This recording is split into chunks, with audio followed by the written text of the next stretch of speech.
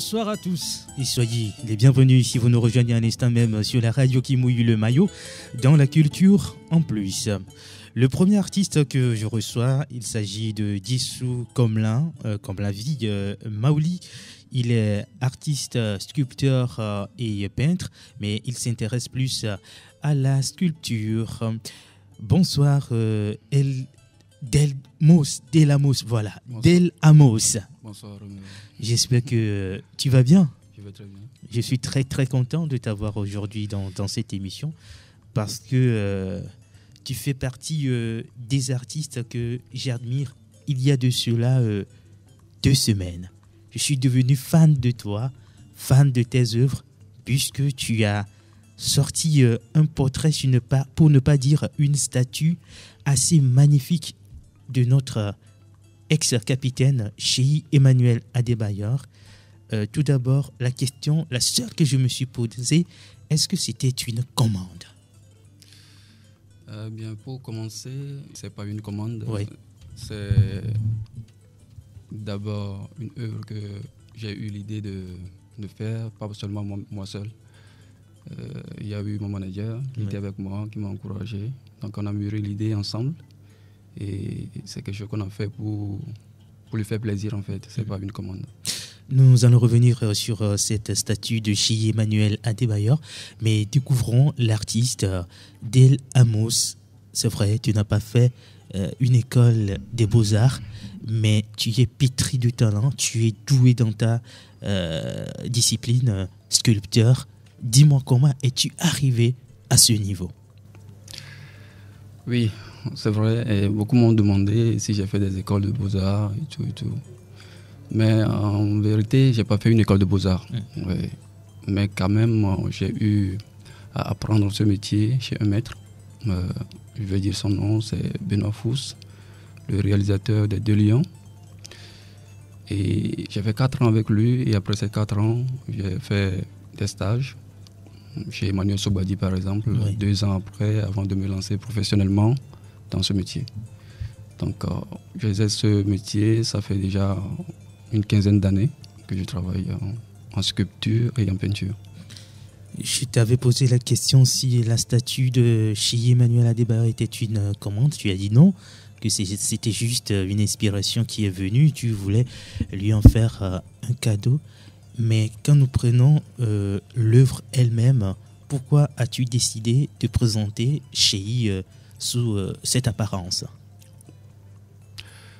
Eh bien, le choix de l'image,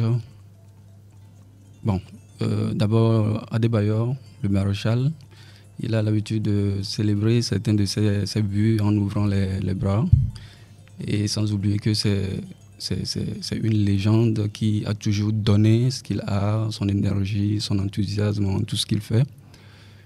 Et il continue toujours pas à donner. Et ce geste en ouvrant les bras, c'est pour dire que c'est quelqu'un qui s'offre, qui est présent dans tout ce qu'il fait. Et nous avons pensé à tout ça. Et aussi, en me concernant, en ce qui me concerne en tant que sculpteur, faire une statue en torse nu, c'est le moyen d'exprimer les détails, le talent, avec la représentation de l'abdos, les détails, les nerfs et tout. Ça me permet de m'exprimer bien, quoi, pour que je puisse savoir ou bien connaître la qualité du boulot. Donc c'est à peu près ça. La statue est actuellement avec toi dans ton atelier. Oui.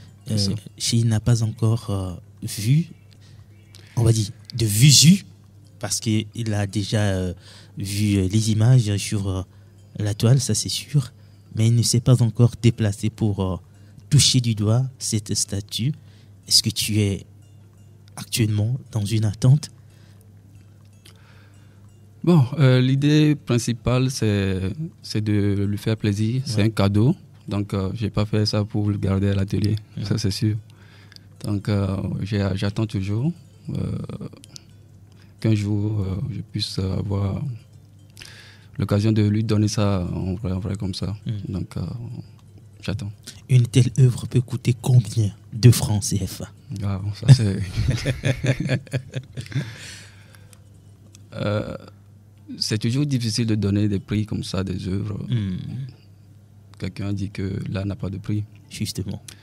Donc, ça dépend de la qualité, de la matière, de la taille, de tout un tas de choses qui déterminent le prix, en fait.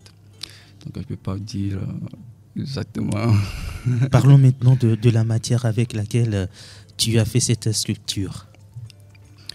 Oui, j'ai fait cette sculpture avec de la poudre de marbre mélangée avec du ciment. Ouais. Et après, j'ai passé une couche de résine pour protéger, parce que la résine protège contre la pluie et le soleil, tu vois, pour que ça reste longtemps, ça dure longtemps que possible. Pas de barre de fer Bien sûr, il y a des barres de fer. D'ailleurs, c'est la base de mes sculptures. Je forme d'abord les squelettes avec les barres de fer. Et après, je mets du béton avant de couvrir avec la matière choisie. Ça t'a pris combien de jours? Pas de jours. Hein. Des mois? Ça a pris 3 mois. 3 mois. Au total. 3 mois pour sortir ce chef-d'œuvre de chez Emmanuel Adebayor. Est-ce que Delamos est un fan du football? Oui, un grand fan. Un grand fan du football. Moi-même, j'étais footballeur. J'ai joué, même à la première division au Bénin, avant d'avoir des problèmes de genoux. C'est ça qui m'a fait arrêter le football.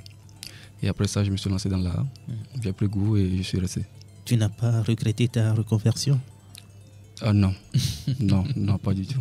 Raison pour laquelle tu as choisi un sportif de renom pour ça me te fait faire plaisir connaître officiellement ou bien comment? Parce que je voulais jouer le football, mais ça n'a pas marché. Ça me fait plaisir de sculpter les footballeurs. C'est ça.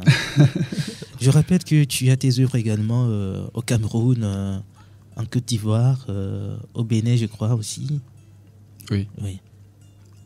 Au Togo, à part cette statue d'Adebayor, est-ce qu'il y a également d'autres sculptures de toi? Oui, comme je disais tantôt, ça fait déjà à peu près 15 ans que je travaille, donc j'ai beaucoup d'œuvres à mon actif. Et à part l'œuvre d'Adebayor, il y a le Martin Luther King, le buste de Martin Luther King qui est sur la toile. Et il y a des commandes que j'ai reçues aux États-Unis,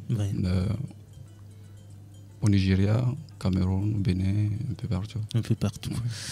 Alors, si nous prenons toujours la statue de Chi Emmanuel Adebayor, aujourd'hui c'est dans ton atelier et tu souhaiterais un jour lui remettre cette sculpture. Est-ce que tu seras vraiment content de laisser partir cette œuvre-là? Parce que je sais que chaque matin quand tu vas en atelier, tu jettes un coup d'œil. Oui, ça me fait plaisir. Ça me fait plaisir parce que je me dis, waouh, j'ai fait ça. Parfois, je dis Dieu est fort, c'est pas moi-même. Ouais, c'est Dieu. Mais quand même, je l'ai fait pour lui faire un cadeau. Donc, je suis prêt à le laisser partir pour son emplacement, pour sa destination finale.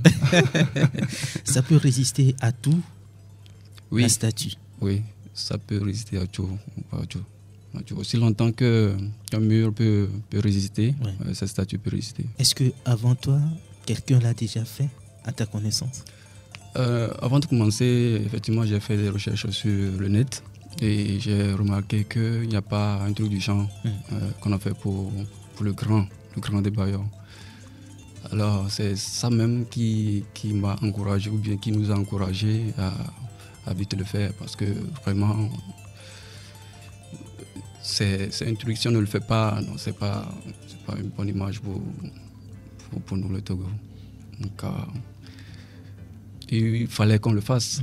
Donc, moi, je me sens capable de le faire et je le fais. Si Adebayor ne venait pas prendre la statue, vas-tu la remettre à un musée? Avec plaisir. De toute façon, c'est une œuvre et ça va demeurer une œuvre, quel qu'en soit l'endroit qu'on va le mettre. Donc, je suis prêt pour collaborer. En tout cas, si il ne venait pas, nous sommes là à la radio. On va l'exposer ici. Merci Delamos, mais avant de finir cet entretien, Est-ce que tu as quelque chose à dire en guise de conclusion? J'aimerais d'abord vous remercier pour le boulot que vous faites. C'est de ça qu'on a besoin pour aider ceux qui font des efforts pour faire quelque chose. Et je remercie Sport FM pour tous ces efforts. Et je veux dire à tous ceux qui nous écoutent de croire en ce qu'ils font et de se donner.